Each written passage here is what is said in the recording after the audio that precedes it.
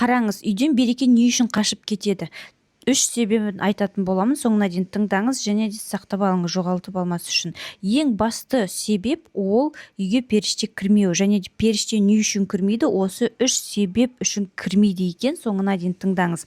Бірінші кезекте ол үйде ит болса, иттің өзі арам емес, бірақ сілекейі арам екен. Ол бір жерге бәрібір жағылады, сол себепті ол үйге ешқашан періште кірмейді және де береке болмайды. Екінші себеп, ол үйде әрдайым лас болса, үй жиналмаса, ол үйге ешқашан періште келмейді. Береке, ақша оның барлығы келмейді, өйткені періште тазалықты ұнатады. Және де үшінші себеп, ол үйде қонаққа, егер сіз арақ шарап ішпейтін адам болсаңыз да, қонақ келіп қалса деген сондай бір шкафта тығылып қалған, бұрыннан бері 2-3 жыл бойы тұрған арақ шараптар болса, зиянды заттар болса, ол үйге періште кірмейді. Біз сіздерге 200-ге жуық тегін сабақ дайындап қойдық. Оны алу үшін профильдағы сілтемеге басу керек, немесе комментарийға жай ғана плюсик қойып кетіңіз.